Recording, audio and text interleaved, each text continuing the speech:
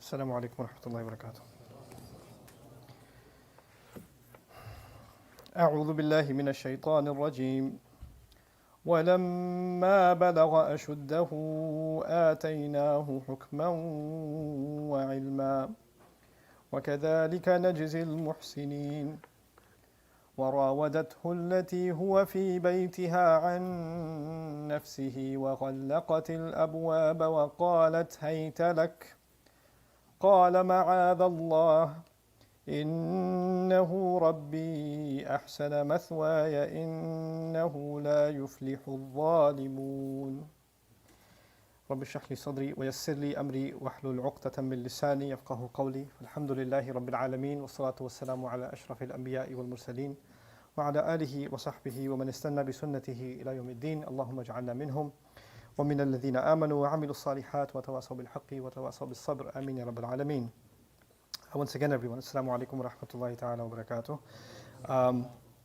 I'm going to share with you a very short dua today and a very heavy lesson behind it. It's just two words. Those words are Ma'aذ Allah. The words are from Yusuf alayhi salam, and he uses the words Ma'aذ Allah. Allah Azza wa Jal describes in the story of Yusuf alayhi salam that he was, as a child, abducted. He was taken away from his father. His brothers threw him in a ditch, basically almost a dried up well, and they left him there, and from there he was taken and sold as a slave. We also learn from the story, and it's hinted at in the Qur'an, and then in other narrations it's more explicit, that he grew up to be an unusually good-looking man. And he's a good-looking man, a young man, and he's also a servant. And he serves as, you could say, just one of the house servants in the house of a minister. His name is Al-Aziz in the Qur'an. That's not a name, it's a title, minister, essentially. Someone who has authority and respect in society. And Allah describes this character, and He describes Imra'atul Aziz, the wife of that minister.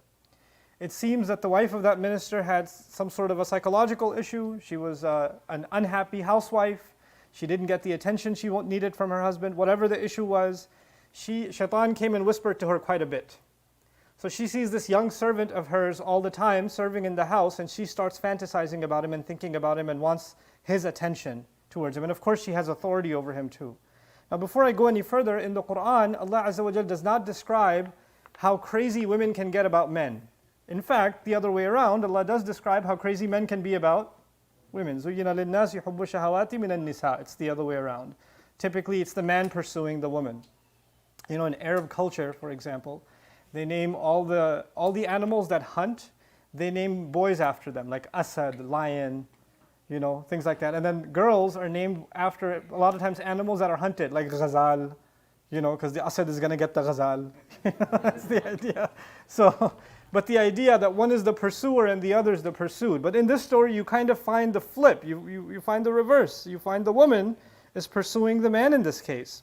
And typically what you find is women may be attracted to, intelligence. They may be attracted to appearance. They may be more so attracted to status, intelligence, charisma, personality, etc., etc. This is a woman who's the wife of an elite. She's the wife of a minister, and she's now attracted to a servant. So there's clearly something unusual about his looks, and also something missing in her psychologically. This idea that, Allah Azza wa Jal, before He tells us this dua and what the incident that occurred, Allah tells us something unique about Yusuf alayhi salam. And before you think about Yusuf alayhi salam, you have to think about any young man at that state. So you're a young man, you don't have parents with you, because you've been separated from your parents. So he hasn't been raised under any parental supervision. Nobody teaches him religion. There's no Muslims around him. So he's not getting religion from anywhere. He learned some of it from his father, but he's been separated since that time.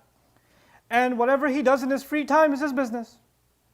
And he's a young man living essentially in a non-Muslim society. That's what it is. It's a non-Muslim society. And he's a very good-looking young man. Again, with no adult supervision. And now he's reached puberty. He's a teenager, or he's a late teenager, you can call him. Maybe he's 18, 19 years old. We don't know the exact age. But then Allah describes when he became a young man, what were some of his qualities? And Allah says, آتَيْنَاهُ حُكْمًا وَعِلْمًا وَكَذَلِكَ نَجْزِي الْمُحْسِنِينَ. There are three qualities that Allah Azza wa Jal describes of Yusuf alayhi salam, and through describing those qualities, He's actually teaching young men, especially young men, what three qualities they should be aspiring for. What qualities should they want in themselves? The first quality Allah describes is hukman, wisdom, the ability to make firm decisions, well thought out decisions, logical decisions, sensible decisions. That's hukman. And then he says ilman. And Allah also granted him knowledge. You can simply put wisdom and knowledge. So wisdom first, knowledge second. Usually you think of these two things in the opposite order. When a child is young, he doesn't have wisdom, but he can learn a lot of what? Knowledge. They can memorize quickly. They can go from one grade to the next grade to the next grade. Young people can memorize Qur'an much faster than older people, right? Their ability to acquire ilm is actually much better, but their ability to have hikmah or hukum is much weaker. Wisdom comes with older age, with experience, right? So those two things are usually in reverse order. And to give you a simple example that I often give, you can have a young man who's 18, 19 years old, very smart, gets an A in every class, gets 100 on the math test, on the biology test, on the chemistry test. And even though he's so intelligent and has a lot of ilm, that doesn't mean that when he gets a new car, he's not going to speed. Right? So he's intelligent, but doesn't have much wisdom. You understand? So in some things very smart, in some things not very smart at all. Right? So it's the age where knowledge is easy and wisdom is hard. About Yusuf alayhi salam, Allah actually says, Allah first granted him the power to make firm, wise, well thought out decisions. This is the age in which you do first, think about it later. This is the age where young men, even those of you that are now older and have gray hairs like myself, or even older, when you think of that age, when you're a teenager, the impulse comes, you just do. And then think about it later. And somebody tries to stop you, I don't care. You just do it, you know. And later on in your years, you're like, man, how stupid was I? What did I do? Why did I do that? And then you see your kids doing it, or you see your younger brother doing it, and you try to stop him, and he says, oh yeah, I remember when I was little and you used to do it. You were no different. So yes, I wasn't any different because I didn't have any wisdom. You understand? And you know, a lot of times young men feel confident. You can't tell me what to do. I'm not stupid. I get A's. I'm smart. Yeah, you have ilm, but that doesn't mean you have hukum. So Allah describes Yusuf alayhi salam with, especially, you know, if a guy is not very good looking, if he's like scrawny or like not very charismatic personality, not very attractive or whatever, then he's not going to get into too much trouble. You understand? But if a guy is charismatic and he's young and he's no adult supervision and he's good looking, then there's going to be problems. There's going to be problems. And at that point, wisdom is going to be a lot harder. And on top of that, he's intelligent. Oof, that's lethal combination. So with that, Allah Azza wa Jal gave Yusuf alayhi salam this firm ability to make decisions. And then Allah put that to the test. Now he's this young man, and Allah describes, وَرَاوَدَتْهُ الَّتِي هُوَ فِي بَيْتِهَا. Rawada comes from ruwaid in Arabic. Ruwaid means slowly. Slowly, okay? And the idea of ruwaid is she slowly tried to seduce him. She didn't just do it one time. Slowly dropped hints at him. She dropped hints at him by, you know, talking to him in a certain tone, laughing a little extra hard, just these small gestures that you don't think, oh, that didn't mean anything. But for a young man, if a woman gives him attention, and a beautiful woman gives him attention, and she's smiling, he's like, you know, something happens inside. Oh my God, I'm going to marry her. You know, that much attention. Because, you know, that's the age where you just discovered your manhood. And, you know, you fall in love every other woman you see. That's what happens to you. Oh my God, that's the one. Oh no, that's the one. You know? راودته التي هو في بيتها. She's the one giving him attention, and she's giving him attention little by little by little, and she's trying to make him slip عن نفسه, which suggests she wants him to slip from himself. In other words, he's always reserved. She drops a little bit of a friendly gesture, he's always serious. He always, let me clean the room, I'm going to leave. Let me fix the lawn, I'm going to leave. Is there anything else? No? Okay, thanks. And if she makes a kind gesture, oh, you're so good. Assalamu alaikum. And he just goes. There's no, oh really? There's no such thing. So he's guarding himself over and over again. And the harder he plays to get, meaning she thinks that, oh, he's just being difficult. And then for a woman, sometimes in her pride, what happens? She needs to conquer him. Like in her dominion is that I need to conquer. He's not giving me attention. How dare he? I'm going to do whatever I can to get his attention. Let's see how much he can resist. So what does she do one day? He's cleaning up, and while he's cleaning up, she goes, locks the door. And the bedroom, she locks the door, locks the other latch, the other multiple latches on the door. And the windows, multiple latches. And while he's busy, she's just going away. It's not like Yusuf alayhi salam was sitting there and she's locking all the doors and he's just looking at her. Like, oh, that's interesting. That's not what's happening. He's busy doing his work while she's sneakily kind of closing everything up because she knows as soon as he finishes his work and she says, Yusuf, why don't you just sit for a little bit? No, I have to go. Boss called me for something. And he just runs away. She doesn't want him to run away this time. So she locks all the doors. غَلَّقَتِ الْأَبْوَابِ. And then she says to him, هَيْتَ لَكَ, hurry up and come here. She uses the words hurry up and come here. Now listen to me carefully. When he was a young boy, his father told him, Allah has given you a gift. You can interpret speech. وَيُعَلِّمُكَ مِن تَأْوِيلِ الْأَحَادِيثِ. Allah will teach you the ability to interpret all kinds of speech. Okay? Now, she doesn't say, I want you, come here. Or I desire you, let's commit zina. She didn't use those kinds of words. All she said in hayta lak, you can say asri', hurry up and come here. Now understand this. If he's working in that house and she's the owner of the house, she uses that word all the time. Hurry up and cook, hurry up and clean, hurry up and this, hurry up and that. Hayta lak is used all the time. So she's not using a word that she doesn't use all the time. But Yusuf alayhi salam is smart enough to know that right now what she means by that hurry up and get over here is different from all the other million times she said it. He's smart enough to interpret the difference. You don't just hear the words, you have to hear what's behind the words. Because she could be really sneaky and say something and you say, no, well, I didn't say anything, I just said, Assalamu alaikum wa rahmatullahi. I didn't say anything. Well, yeah, you did. There's something behind the tone. There's something behind the scene, the gesture, the body language. All of it he recognizes and he realizes this is code red. This is bad. And he recognizes that immediately and what does he do? قَالَ مَعَاذَ اللَّهِ. قَالَ مَعَاذَ اللَّهِ. He said the words that I taught you, this dua for today, مَعَاذَ اللَّهِ, which is translated, I seek the refuge from Allah. Now, in 3 days now, twice with Musa alayhi salam and now today with Yusuf alayhi salam, we're coming back to the word a'udh, to seek refuge, to cling on to Allah. But the word he used is actually more emphatic. There is no other place where there's no other isti'adha form. Like you say, a'udhu billah, a'udhu billah, right? When you use those words, then that's the normal form of seeking Allah's protection. But in state of emergency, the most powerful way to say that is actually ma'adh Allah. First of all, because the ism is used. Second of all, because the fi'l is, and I'll be geeky with you for a little bit, because the verb is omitted, the fi'l is mahdhuf. It actually means a'udhu ma'adh Allah. It's tawkeedan. So it's an extra level of tawkeed in this word. And it's actually not even ma'adh Allah, it should be ma'adhan. A'udhu billahi ma'adhan. But it's actually ma'adh Allah. A'udhu billahi ma'adh Allah. It's an incredible language. He's basically telling Allah, screaming out loud, Ya Allah, take me somewhere where I can hold on to you. And the word ma'adh, you hear the ma in the beginning? That ma, the fatha in the beginning on the meme, that's actually called, it can also be called an ism dharf. A dharf is a time and a place. Ya Allah, take me away from this place where I can find refuge in you. This place is trouble. I'm not just asking for Allah's protection and His refuge, I'm actually asking Allah for an escape. Powerful words to make us realize that when a young man is hit with temptation, that is a state of emergency, and very, very few among young men in the world will be able to see that as a state of emergency until it's too late.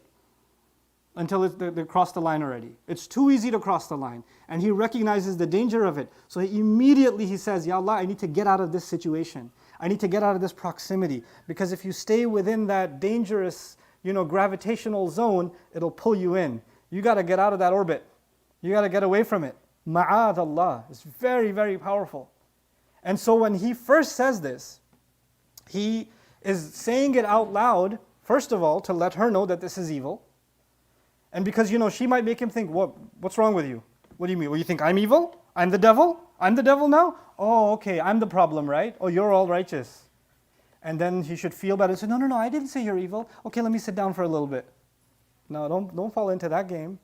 إِنَّهُ رَبِّي أَحْسَنَ مَثْوَايَ. Then he turns to Allah Azza wa Jalla and says, my Rabb has taken care, basically the basic translation would be, my Rabb has taken really good care of me and provided me housing and shelter all this time. My master is the one, when I was a baby, when I was a child, when I was in a well, Allah provided for me. Allah protected me. And then He eventually brought me here where I can live, I can breathe, I can eat, I can sleep. He provided me all that rizq. I will not violate Allah. I will not leave the protection. I will hold on to Allah now more than ever. In other words, if I commit this crime, it's like I'm letting go of Allah. It's like I'm letting go. I can't do that. I can't do that to my Rabb. He's done too much good for me that I would do that to him. You would think, this is not shirk, this is not kufr, you didn't reject Allah, you didn't go away from Allah. But no, he recognizes this crime will hurt your iman directly.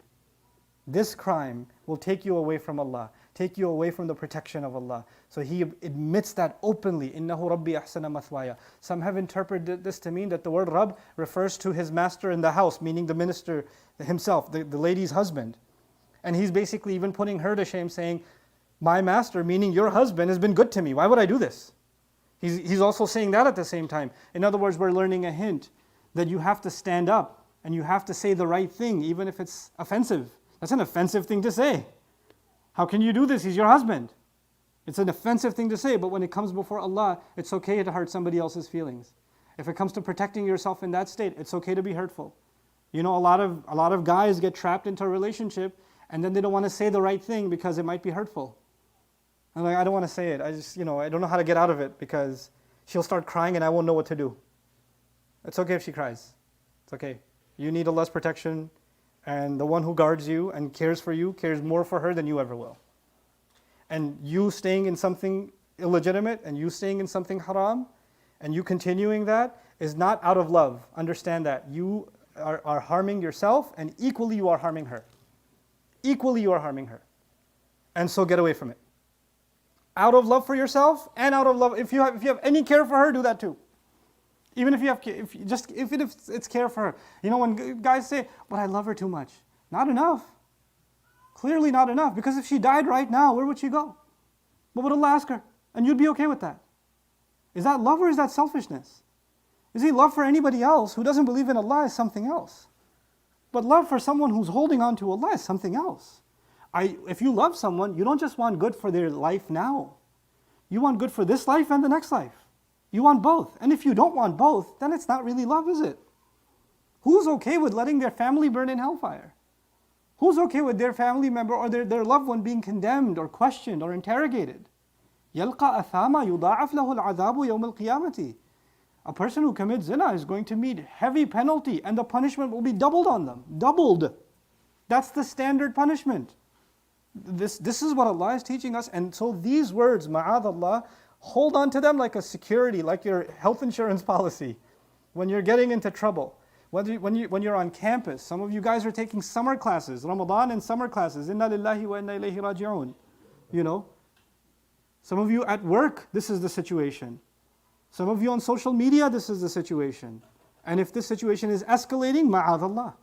إِنَّهُ رَبِّي أَحْسَنَ مَثْوَايَ إِنَّهُ لَا يُفْلِحُ الظَّالِمُونَ. And this young man, you know, young men don't think about the future. Young men just think about what they want to do right now. What do you want to eat right now, bro? What are we going to do tonight, bro? There's an exam tomorrow. I don't care. Let's talk about it over a burger. Like, you don't think long term. But Yusuf alayhi salam has long term thinking because Allah has given him hukum. So what does he say? إِنَّهُ لَا يُفْلِحُ الظَّالِمُونَ. The fact of the matter is, people who do wrong will never succeed in life. They'll never succeed. Not in this life, not in the next life. This is it's a vital quality that a young man should have. You know, a young man in our ummah, especially in our ummah, the Prophet was afraid for them, sallallahu alaihi wasallam, that the men their biggest fitna will become women. That's not because women are evil, because we're weak ourselves. We don't know how to put guards in for ourselves. And let me tell just one last thing to all of us. This is not something anybody's safe from. If a prophet like Yusuf alayhi salam, who's a prophet of Allah, who about him Yaqub told him, Allah has chosen you. He will teach you all kinds of speech. He will perfect His favor on you. These are the promises to Yusuf alayhi salam, and he feels scared. And he says, get me out of this. He doesn't say, Alhamdulillah, I'm the son of a prophet and grandson of a prophet and great-grandson of a prophet. I'm the son of Yaqub, the grandson of Ishaq, and the great-grandson of Ibrahim alayhi salam. This ain't going to get to me. I'm, pure Iman lineage. So I'm immune from this. Nope. Nobody's immune. If a prophet is scared of it, if a prophet of Allah is scared of it, then who are we? Then there's no such thing. We're just friends, bro. I never have any bad thoughts. Okay, ma'adh Allah. From that thought. إنه ربي أحسن مثواي إنه لا يفلح الظالمون. May Allah Azza wa Jal protect our youth and protect all of us from falling into sin. May Allah Azza wa Jal help those of us that have already fallen into sin or are on their way into falling into sin to seek Allah's protection and to be able to get out of that situation, to find themselves in a safer place where they can hold on to Allah and hold on to His deen. Barakallahu li wa lakum fil Qur'an al-Hakim wa nafa'ani wa iyyakum bil ayat wa dhikr al-hakim. Assalamu alaikum wa rahmatullahi wa barakatuh.